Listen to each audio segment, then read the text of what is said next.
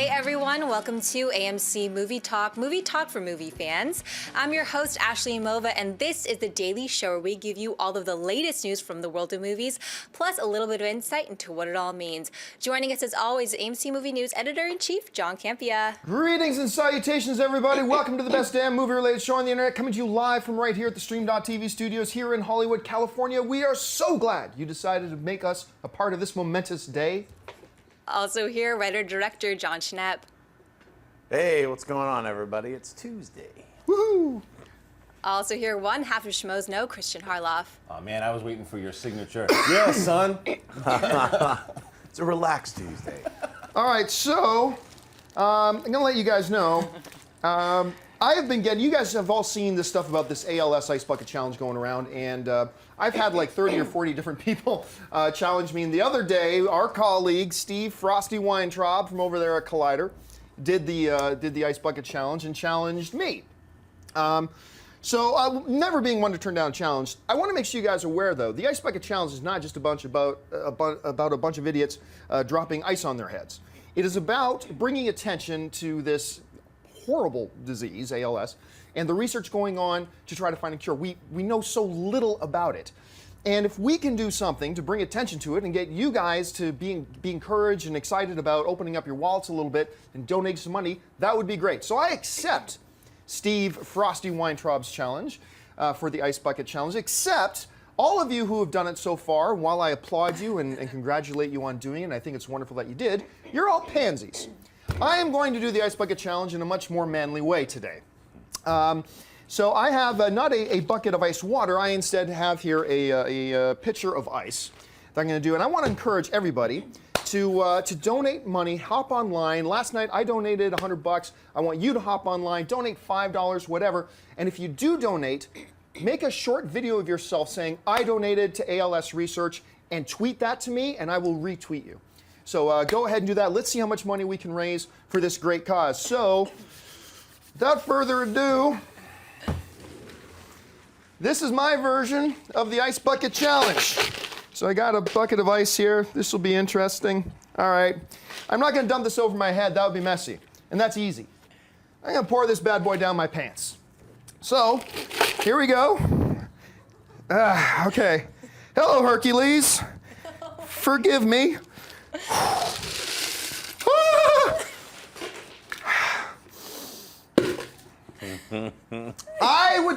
Wow! Okay, I would like to issue I would like to issue the challenge to a few people I know, a few wonderful women in the... I am going to issue the challenge to Team Amazing, number 1, my wife, Ann Campea, number 2, to Kaori Takei, and I also want to issue the challenge to a couple of wonderful actress friends of mine, former star of Spartacus. Oh my God! Former star of Spartacus, Miss Erin Cummings, and the current star of the Canadian sitcom Package Deal, Miss Julia Voth. You guys have been challenged. Come on back here. You can do it. You got it. Oh my God. Okay, so I'm going to see how much of this show I can do with a big pitcher of ice down my pants. Okay, let's get to item number 1. All right, tough act to follow. We've known for some time that Dwayne "The Rock" Johnson was going to be appearing in an upcoming DC film, and we've also known it was most likely going to be a Shazam movie. However, what hasn't been 100% is if The Rock was going to be the title character of Shazam or his arch nemesis Black Adam. Well, in a recent interview, Johnson revealed that he himself wasn't able to decide which of the characters he wants to play, and he's still in the process of making a decision. John, what do you think The Rock will end up playing? Screw The Rock. Who cares? No, this is great. We've been debating and arguing this for a while. I'm gonna have to go soon and get changed. We've been debating this for a while that I believe that he's indeed gonna play Black Adam. He was once before he was supposed to play Black Adam, and I believe he's always had a passion to play Black Adam. I believe if he's Black Adam, he's always going to be Black Adam and not spend half the time not on screen, because half the time Shazam is Billy Bastion. It goes between getting numb so I don't feel it anymore and then it comes back. And so I believe he will indeed play, I still believe he will play and choose Black Adam. What do you guys think? I think you look like something out of a Denzel Washington torture film. I keep expecting words to be coming out or thoughts out of your brain. Like, Oh man, I can watch It's melting! I'll go, I guess. I think that I'd still like to see him play Shazam, but I'll tell you what I'm getting. This is starting to turn into what LeBron James was doing years ago, and The decision. Yeah, it's just making people wait. It's like, and it's not as that. It's like, just pick something, man. Just pick. We don't care anymore. Let's just pick something. You're gonna be Shazam. I love The Rock. I like what he's doing, but pick something. I'd rather see him be Shazam, and maybe he can then. I want to see him in the forefront, and then someone like Black Adam could then become a more relevant character. yeah, I agree. Even though he was first mentioned as Black Adam, then the more it started, hey, maybe he's going to play Shazam. I was like, man, The Rock would be awesome as Shazam. Yeah. So get off the, The fence, yeah. Yeah, be do it. Shazam. Just do it. Just Yeah. Shazam. He's called Shazam now. They got rid of Captain Marvel. Yeah. Now he's just Shazam. So. All right, what's next? According to a report from Deadline, actor Bradley Cooper is going to be re-teaming with his Hangover director, Todd Phillips, to star in a new potential franchise based on the Mac Bolan character. Bolan, nicknamed the Executioner, was the terrorism-fighting star of 38 original Pendleton novels, and the character has gone on to star in hundreds of works of paperback fiction. He made his first appearance in 1969 in the novel War Against the Mafia. Christian, what do you think of Cooper and Phillips doing Mac Bolan? It's like an ice diaper. You better freaking donate money to this cause. I don't know enough about the novels, but I will say if it's not a comedy, this is the first time we're going to see Todd Phillips do something that's not a comedy. I like Bradley Cooper as an action star. I like him doing. The guy's a movie star. He's straight out as a movie star. I want to see him kind of develop a new project. This is really, this poor guy is going to keel over here. But overall, I will say that it'd be interesting. I don't know about Todd Phillips directing this one, but Okay, let me cut in here. I was going to Yeah. say, because I'm going to have to go here and change my Yeah. pants in a second. All right, so I love this idea. I think this sounds great. And one of the main reasons I think it's so great is because Bradley Cooper, number one, I think would make a great action star.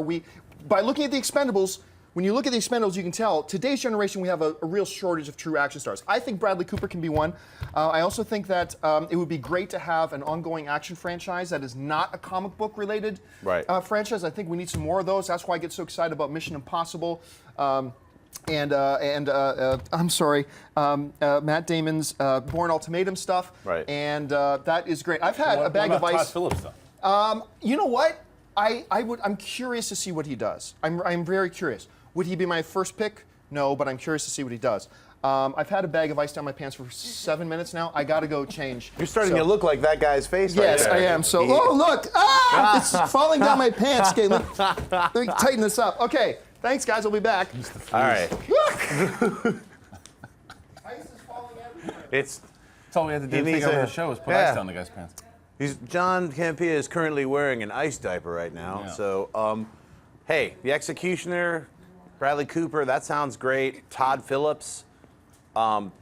Look, the Russo brothers were mainly known for comedy than they did Captain America. Yeah, but the thing is, I think that the difference between those two guys is we don't know enough about the Russo brothers. You know, they had Right. You're right. They did comedy, but we didn't know that they had that in them. But this is what Road Trip and This is like 15 years of that's comedy. been his forte is comedy. And it's not to say that he cannot do it, but it's just an interesting choice. And I wonder if because of their relationship between him and Bradley Cooper, that is what did. I'm almost positive that I would be betting my top dollar that there'll be comedy involved in the Executioner, Has to you be. know? Yeah. So, I mean, I don't know if it's going to be a laugh riot, Road Trip with the Executioner, but, Yeah. I think that we have reached the portion of buy and sell. Is that Yes. correct? Okay, so if you guys don't know what buy and sell is, this is the portion of the show where Miss Mova will go and tell us the other stuff that's going on in the movie news. And as soon as Iceman gets back, he, myself, and Mr. Schnepp will either say buy or sell. All right, Movinator, what we got first? Marvel Studios president Kevin Feige recently sat down with IGN and was asked directly about the possibility of movies for Captain Marvel and Black Panther.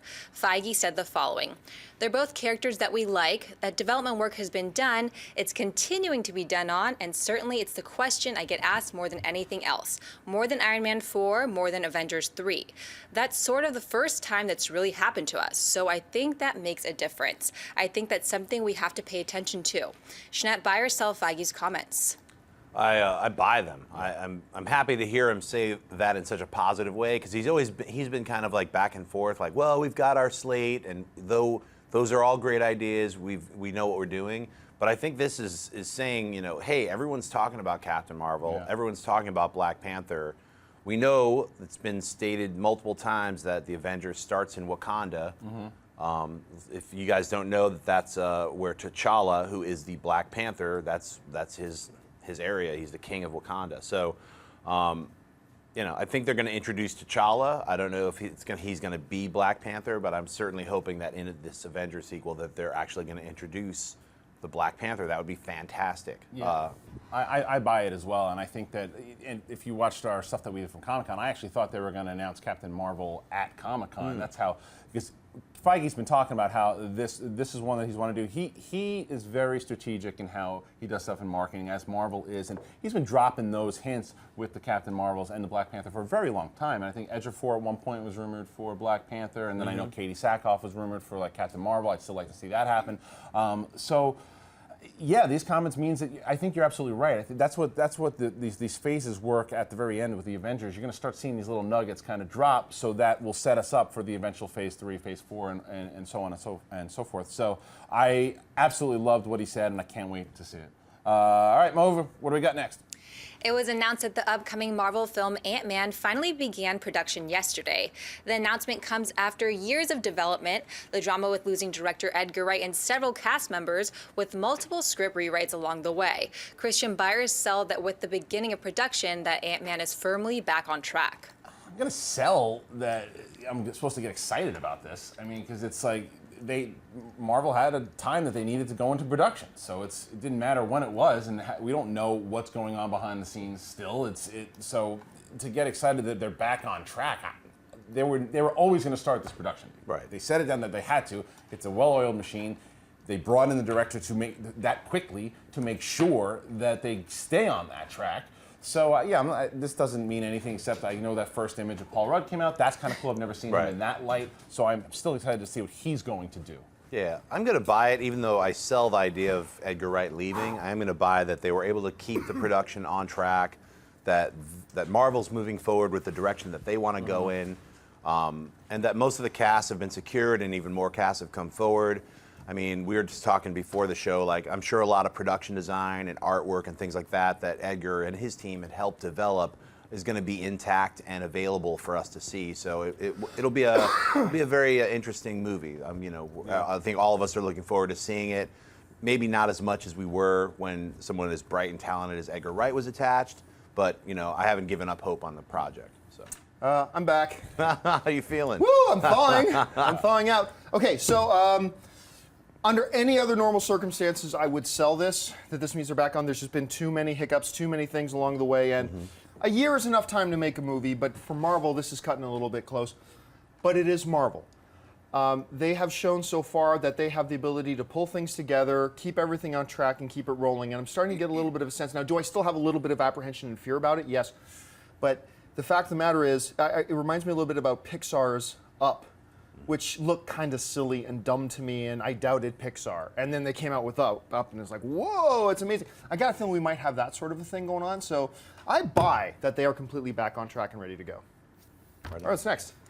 After being pushed back several times, it appears the next Resident Evil film, Resident Evil: The Final Chapter, was going to finally start shooting this month. However, lead actress Mila Jovovich has just announced that they'll be delaying the film for at least another year due to the fact that her and her husband, director Paul W.S. Anderson, have just discovered that they are expecting their second child. Jovovich said the following: "I would like to take a moment to say thank you to everyone who has been working so hard on the movie in South Africa already, and we are so looking forward to working with you all next summer.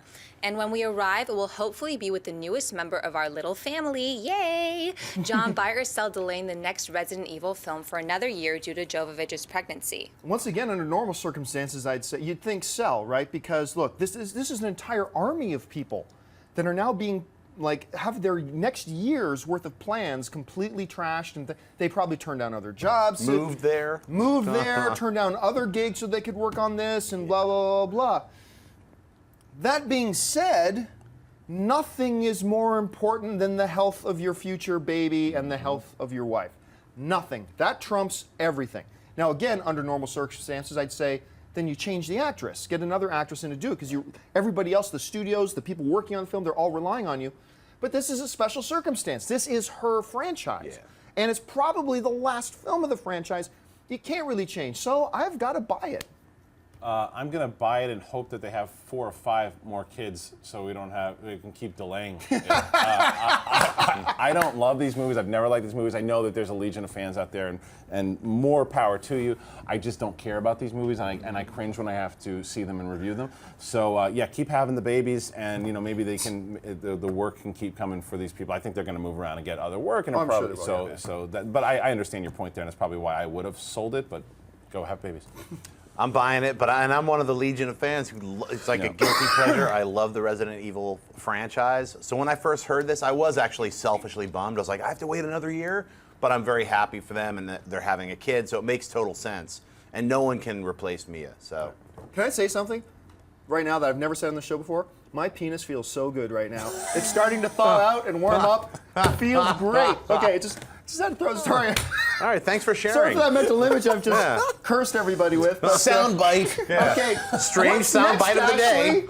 Everyone feels weird. According to a report from tech site Engadget, the video game company Activision Blizzard is looking to create their own production company to develop movies based on their video game properties rather than license them out to other movie studios. According to the report, CEO Bobby Kotick is already in talks to get the necessary executive talent on board. Schnepp, would you buy or sell Activision Blizzard developing their own studio? I'm going to hesitantly buy it. I mean, I think, we've seen this happen before with Halo and like all these delays in movies that should have been done years ago. So hopefully, if Activision is truly going to like put, the giant chunks of money that they're getting, Activision Blizzard, from all the video games, and just a very small portion of that, like say $600 million, goes into just making these movies instantly, just, get a good screenplay, make sure the story's awesome, get good directors, get good actors. Your video game movie adaptations will be awesome, and your company will make millions and billions of dollars. So more power to you. Yeah, I'm going to buy it as well, and I think for a lot of the points that Shemp just made, but I want to see what Blizzard can do as a company, and they seem to have a good track record with their company, and so I would absolutely like to see what they're going to do, and I think it's all contingent on what, say, Warcraft. And Warcraft, but Assassin's Creed and Warcraft and what they all do, because that's going to help as well too. Because we haven't had a good video game movie maybe ever, or in a while ever. So wait a minute, let me check that date. Yeah, I mean, unless you want to. Yes, ever. Wait, doesn't the last Starfighter count?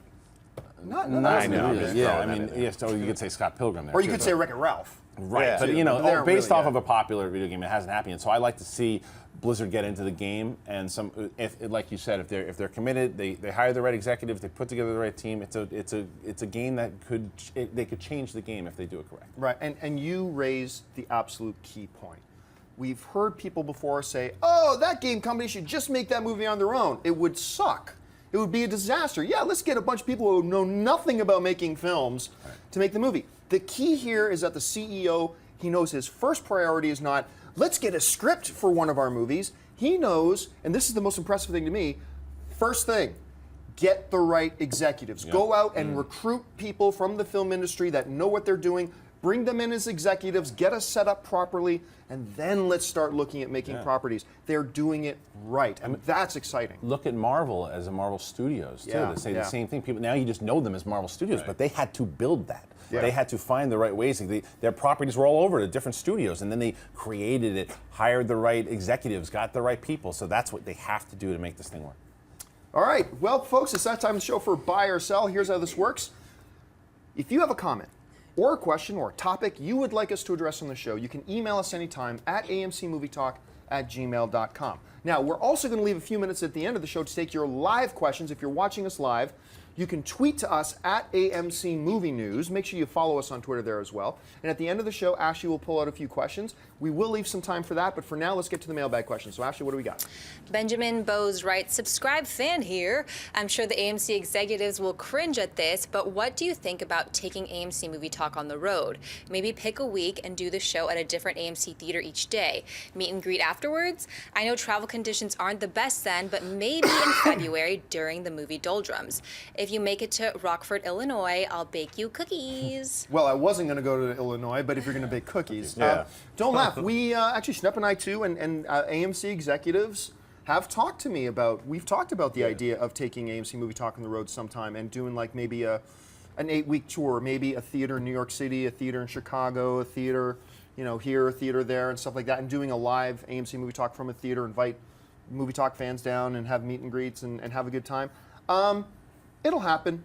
I'm not exactly sure when or how soon. I'll be quite frank with you. The one thing that I believe that is holding me up from saying, yeah, let's go, is I don't think we're quite big enough yet. Let's get another 100,000 subscribers and we'll talk about it. That's the only thing that's holding me up right now. But we will do it. It will come at some point. I know you think it's a good idea. Yeah, I mean, I think the guy from Rockford gave a good month, February. Yeah. And that's my birthday month, so everybody can bring me gifts. Well, if we do it in February, I want one of those Han Solo Hoth coats. Yes! So that works for me. I'll wear a tauntaun. Yeah, perfect. I'll wear a tauntaun. I would want to see that. That would be great. All right. Well, I said we would leave some time at the end of the show for some live Twitter questions. We're going to do just that. So, Ashley, what have you picked out? Enrique Wiesel writes, top 3 movies that made you break out crying.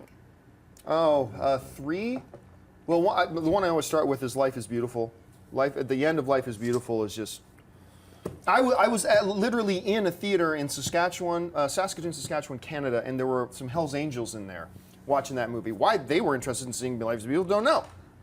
Tears, crying. I mean, that was pretty good. I generally don't cry at movies. I got one right off the top of my head because you mentioned it. Up.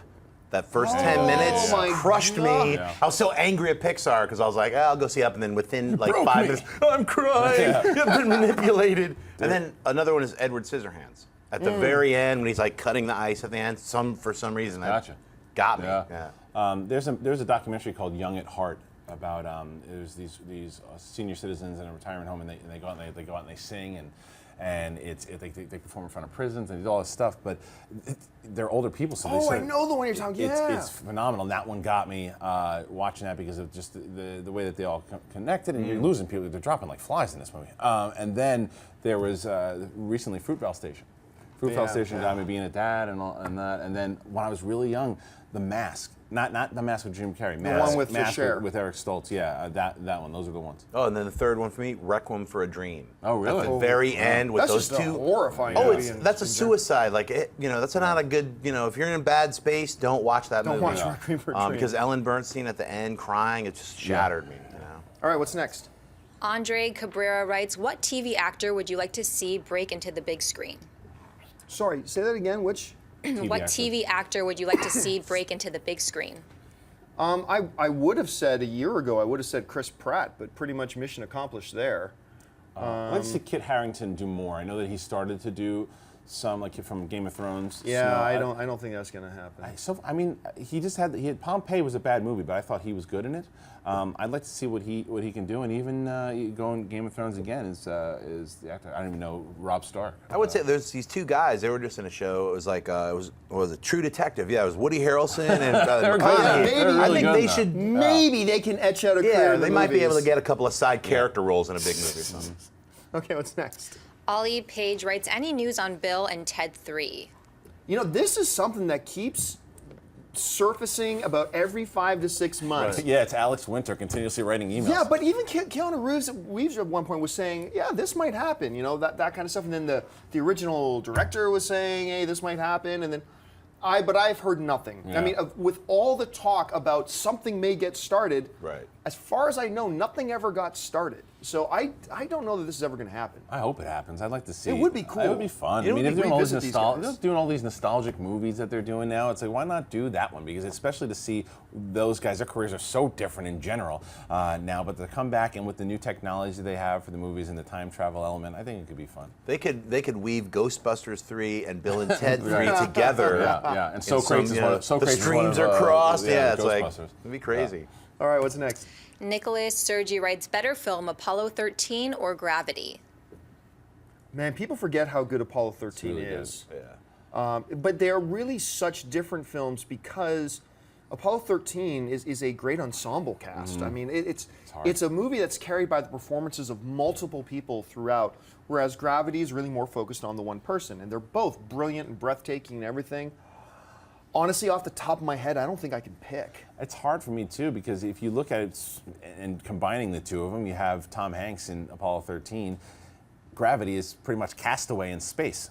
But so they're two different movies, like you said, with the ensemble. But in a technical aspect, what Gravity did, I could watch that movie if I was able to watch one on the big screen again. I'm picking Gravity. Yeah. I'd pick Apollo 13 just because for two reasons. One, Apollo 13 is based on reality. Yeah. Like it's something that really happened and changed our world. Gravity, though an incredible film, I love Gravity, and it holds up to repeat viewings. I just watched it again like a month ago. I mean, I really remember being moved by Apollo 13. Yeah. It's like they really went through this. So there's something about films when you're the recreation films or biopics or things where it's like that really happened and it's kind of very as close to reality as possible, and it was really well done. Ron Howard did an incredible job, so I'll pick that one, even though they're very close. So. All right, let's take one more. All right, Frank Foster writes, what is the one movie this year where you disagree on the general consensus? Wow. This year that I disagree with on the general consensus. All right, the only one I can really think of that stood out to me where the general consensus was really negative and I actually thought was okay was Teenage Mutant Ninja Turtles. I've seen it 3 times. Once because I wanted to check it out, and then the next 2 times because I was hanging out with friends that hadn't seen it that wanted to see it. So I said, okay, well, we're close to the AMC Burbank 16. Let's go down and we'll watch it. I had some fun with it. Everybody knows how pessimistic I was about Teenage Mutant Ninja Turtles, but I'm not going to sit here and say it was a good movie. I'm just saying it was a lot better than I thought it would be, and I thought it was actually okay. I don't know. I'm trying to think. I mean, I think I was going to say maybe Godzilla because I liked Godzilla, but then I was like, but my problems with it were a lot of other people's problems. I liked the beginning. Middle to me was stinky, and then the third. Well, the hard thing about Godzilla is that there's no real strong consensus on that film. I know. One way or the That's other. what I mean. Yeah. So I don't know. I'd have to really think about it. I think for me, it's probably Transformers 4 or The Amazing Spider-Man 2. Just kidding. Those are masterpieces. That's right. You know what? Maybe it was like I went to go see The Raid 2 and was overblown by how great it was. Yeah, okay. So I mean, I was like, I like The Raid. Oh.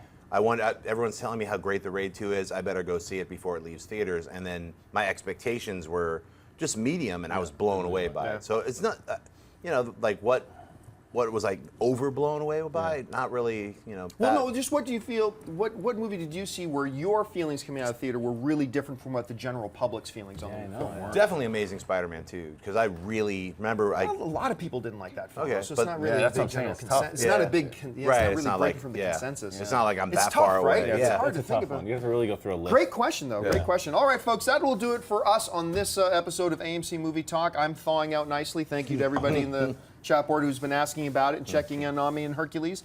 Thank you so much for joining us. Listen, don't forget, lots of great films playing in AMC theaters right now. Head on over to www.amctheaters.com for all your theater, showtime, and of course your movie ticket information. If you want an audio-only version of this episode, look in the description of this video, and you'll find our iTunes feed and our podcast feed, so you can listen to us on the way to work or while you're working out or whatever.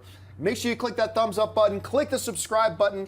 We're probably in the next couple of weeks, we're going to hit 200,000 subscribers. So we're getting there. Help spread the word about it. I want to thank the guys sitting at the table with me. First of all, Mr. Christian Harloff. Christian, where can people find you online? At Christian Harloff on both on all the social media platforms. And thank you for all the great conversations you guys spark on Twitter with me. It's really nice. Thank you. Continue to do it. And of course, Mr. John Schnepp. Schnepp, where can people find you online? Twitter and Instagram, just at John Schnepp. And thanks to Kevin Smith for shouting out about my film. SupportSupermanLives.com. He did a great interview and just went off on it. So that's online. So thanks. And of course, our lovely host today, Miss Ashley Mova. Ashley, where can people find you? Twitter, Instagram, at Ashley Mova. Bye, guys. And of course, you can find me on all the various social media channels, just at John Campion. No, its nickname is not really Hercules. I'm just kidding. Thanks so much for joining us, guys. My name's John Campion. Don't forget, get online, donate to the ALS research. It's a very worthy cause. So until next time, my name's John Campion for AMC Movie News. And until then, bye-bye. Hey everyone, if you liked this video, click that thumbs up button and make sure to subscribe to our AMC Movie News YouTube channel. It's free and helps you stay up to date with all the latest movie news, as well as our daily AMC Movie Talk show. Also, make sure that you follow us on Facebook and Twitter to stay up to date with all of our special promotions, contests, and prize giveaways.